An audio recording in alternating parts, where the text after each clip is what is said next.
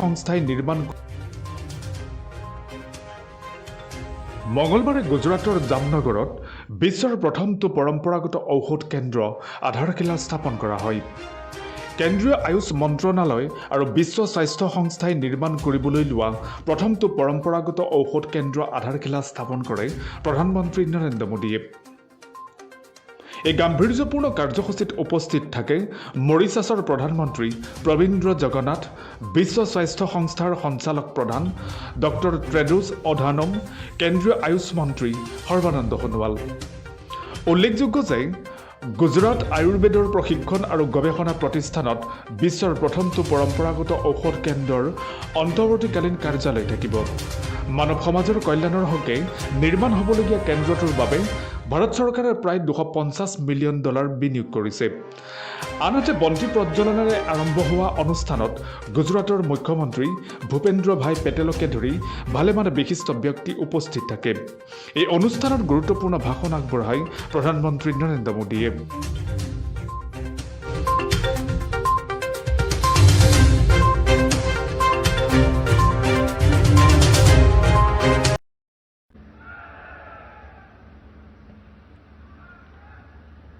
नमस्कार। मॉरिशस के प्रधानमंत्री श्री प्रवीण कुमार जुगनाथ जी, वर्ल्ड हेल्थ ऑर्गेनाइजेशन के director general doctor Tedros, Gujarat के मुख्यमंत्री श्री भूपेंद्र भाई पटेल, केंद्रीय मंत्रिमंडल के मेरे सहयोगी श्री सर्बानंद जी सोनवाल, डॉक्टर मनसुख मांडविया, डॉक्टर मुझपरा महेंद्र भाई, यहां उपस्थित अन्य सभी महानुभाव, देवी और सज्जनों, आज हम सभी पूरी दुनिया में हेल्थ एंड वेलनेस के लिए एक बहुत बड़े आयोजन के साक्षी बन रहे हैं। मैं WHO के डायरेक्टर जनरल डॉक्टर टेड्रोस का विशेष रूप से आभारी हूं। अभी डॉक्टर टेड्रोस ने भारत की प्रशंसा में जो शब्द कहे, मैं प्रत्येक भारतीय की तरफ से उनका धन्यवाद करता हूं। और जिस प्रकार से उन्होंने गुजराती, हिंदी, अंग्रेजी एक प्रकार से त्रिवेणी का एहसास कराया है और हर भारतीय के दिल को छू लिया है, उसके लिए भी मैं विशेष रूप से उनका अभिनंदन करता हूं। डॉक्टर टेड्रोस से मेरा परिचय पुराना है और जब भी हम मिले हैं, उन्होंने भारत के गुरुओं ने उसको कैसे शिक्षा दी, वो इतने गौरव से उसका उल्लेख करते हैं और इतना प्रसन्न चित्त अपनी भावनाएं व्यक्त करते हैं और उनका भारत के प्रति जो लगाव है, आज एक संस्थान के रूप में यहां प्रकट हो रहा है। और वो मुझे कहते हैं कि मेरा चाइल्ड है, मैं आपको दे रहा हूं, अब आपकी जिम्मेवारी है कि आपको इसका पालन पोषण करना है। मैं डॉक्टर टेड्रोस को विश्वास दिलाता हूं कि आपने जिस भरोसे से भारत को ये जिम्मेवारी दी है और जिस उत्साह और उमंग से हमारे यहां के मुख्यमंत्री भूपेंद्र भाई पटेल ने इस पूरी जिम्मेवारी को अपने कंधे पर लिया है, मुझे पूरा विश्वास है कि आपकी आशा और अपेक्षा के अनुसार हम खरे उतरेंगे। मैं अपने अभिन्न मित्र और मॉरिशस के प्रधानमंत्री श्री जुगनाथ जी का भी आभार व्यक्त करता हूं। मेरा उनके परिवार से भी करीब 3 दशक पुराना संबंध रहा है। जब भी मॉरिशस गया, उनके घर जाना, उनके पिताजी से मिलना, उनके परिवार के सबसे संपर्क, 3 दशक का ये पुराना नाता, और मुझे खुशी हुई कि आज मेरे निमंत्रण वो मेरे होम स्टेट गुजरात में आए और उन्होंने भी गुजरात के साथ, गुजराती भाषा के साथ अपना नाता जोड़ करके हम सबका दिल जीत लिया है। अभी हमने बांग्लादेश की प्रधानमंत्री, भूटान के प्रधानमंत्री और नेपाल के प्रधानमंत्री के भी विचार सुने। WHO global centre for traditional medicine के लिए सभी ने अपनी शुभकामनाएं दी हैं। मैं सभी का आभारी हूं। साथियों, WHO ने ट्रेडिशनल मेडिसिन के सेंटर के रूप में भारत के साथ एक नई पार्टनरशिप की है। ये ट्रेडिशनल मेडिसिन के क्षेत्र में भारत के कंट्रीब्यूशन और भारत के पोटेंशियल दोनों का सम्मान है।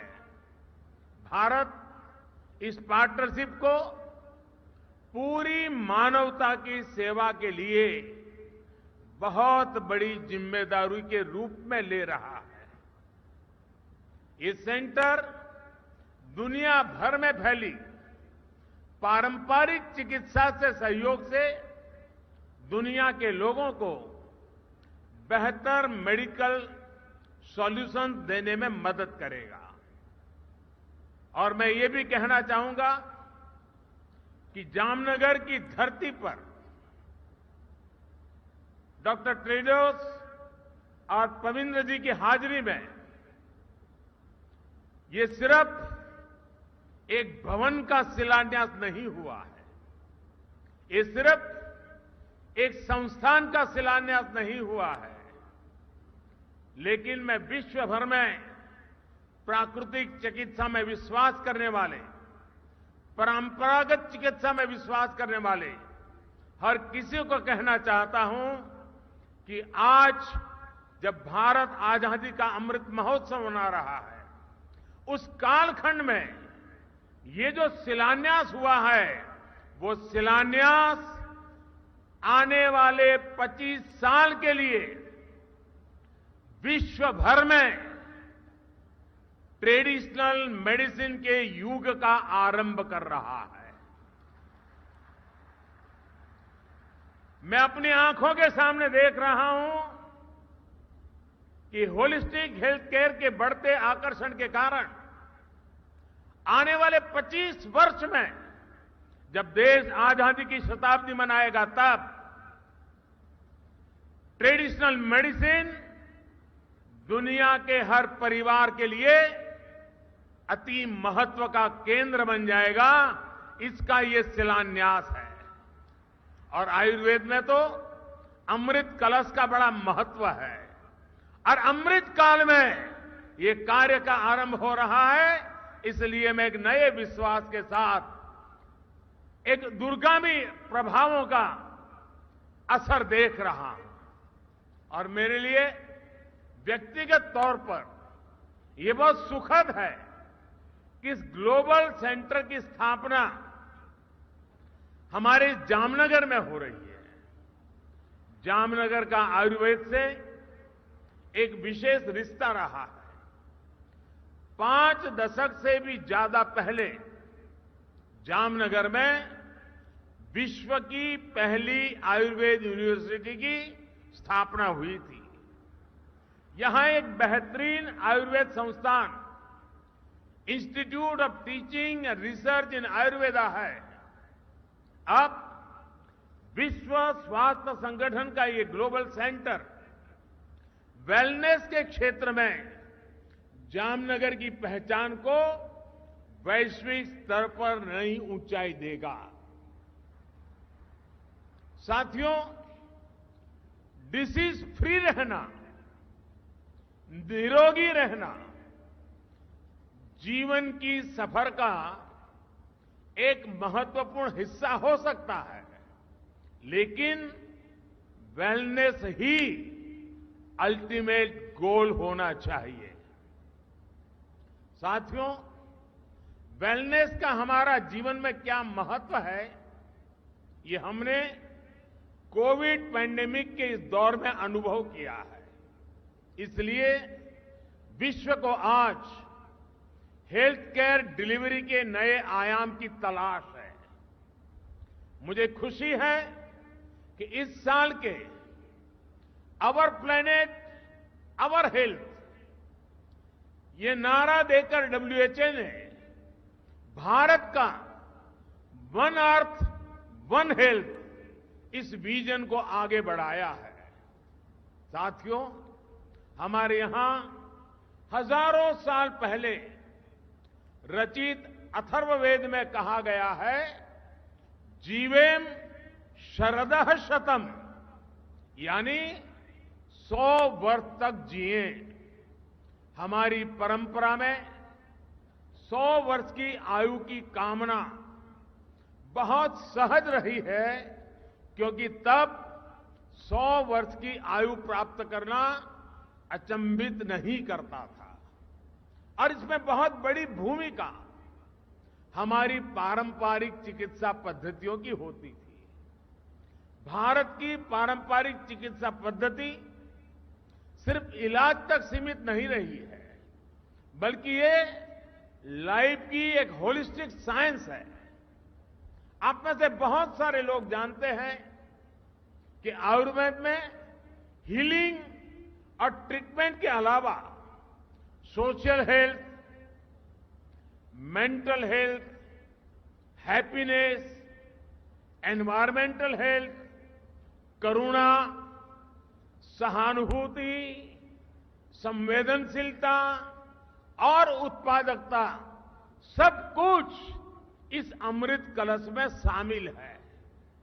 इसलिए हमारे आयुर्वेद को जीवन के ज्ञान के रूप में समझा जाता है और हमारे यहां जितनी प्रतिष्ठा 4 वेदों की है, वैसे ही आयुर्वेद को 5वां वेद कहा जाता है। साथियों, आज आधुनिक दुनिया की जो लाइफस्टाइल है, जो नई नई बीमारियां हम देख रहे हैं, उसे पार पाने के लिए हमारी ट्रेडिशनल नॉलेज बहुत महत्वपूर्ण है। जैसे अच्छी हेल्थ का एक सीधा संबंध बैलेंस डाइट से है। हमारे पूर्वज यह मानते थे कि किसी भी रोग का आधा उपचार बैलेंस डाइट में छिपा होता है। हमारी पारंपरिक चिकित्सा पद्धतियां इन जानकारियों से भरी हुई है कि किस मौसम में क्या खाना चाहिए, क्या नहीं खाना चाहिए। और इन जानकारियों का आधार सैकड़ों वर्षों का अनुभव है, सैकड़ों वर्षों के अनुभव का संकलन है। जैसे हमारे यहां भारत में एक समय था जब विशेष रूप से मोटे अनाज मिलेट्स के उपयोग पर हमारे बुजुर्ग बहुत बल देते थे। समय के साथ हमने इसका उपयोग कम होते भी देखा और आजकल फिर से मिलेट्स की चर्चा बढ़ते हुए देख रहे हैं। मुझे इस बात का भी संतोष है कि मिलेट्स के उपयोग को बढ़ावा देने के लिए भारत का प्रस्ताव यूनाइटेड नेशंस ने स्वीकार किया है। वर्ष 2023 को इंटरनेशनल मिलेट ईयर घोषित करना मानवता के लिए बहुत हितकारी कदम है। एक्सेलेंसीज, अभी कुछ समय पहले भारत में जो नेशनल न्यूट्रिशन मिशन शुरू हुआ है, उसमें भी हमारी प्राचीन और पारंपरिक विद्या को ध्यान में रखा गया है। कोविड-19 महामारी के दौरान भी हमने आयुष प्रणाली का व्यापक रूप से उपयोग किया। आयुष काढ़ा, इस नाम से आयुर्वेद आधारित काढ़ा खूब प्रचलित हुआ। आयुर्वेद, सिद्ध, यूनानी फॉर्मुलेशंस की ग्लोबली भी बहुत डिमांड देखने को मिल रही है। दुनिया के अनेक देश आज पैंडेमिक से बचाव के लिए ट्रेडिशनल हर्बल सिस्टम के उपयोग पर बल दे रहे हैं। साथियों, आयुर्वेद और इंटीग्रेटिव मेडिसिन के क्षेत्र में भारत के जो अनुभव है उनको दुनिया के साथ साझा करना भारत अपना दायित्व समझता है। डायबिटीज, ओबेसिटी, डिप्रेशन जैसी अनेक बीमारियों से लड़ने में भारत की योग परंपरा दुनिया के बहुत काम आ रही है। अंतर्राष्ट्रीय योग दिवस के माध्यम से योग प्रचलित हो रहा है और दुनिया भर में लोगों को मानसिक तनाव कम करने में, मन, शरीर, चेतना में संतुलन कायम करने में योग मदद कर रहा है। योग के दायरे का विस्तार करने में भी ये नया संस्थान अहम भूमिका निभाए, ये बहुत आवश्यक है। एक्सेलेंसी, आज इस अवसर पर मैं इस ग्लोबल सेंटर के लिए 5 लक्ष्य भी रखना चाहता हूं। पहला लक्ष्य टेक्नोलॉजी का उपयोग करते हुए ट्रेडिशनल विद्याओं के संकलन का है, उनका डेटाबेस बनाने का है। अलग अलग देशों में ट्रेडिशनल मेडिसिन की अलग अलग परंपराएं रही हैं।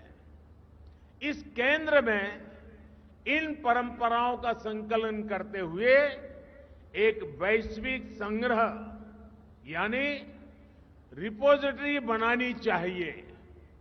ये केंद्र इन परंपराओं के जानकारों, मूल पद्धतियों के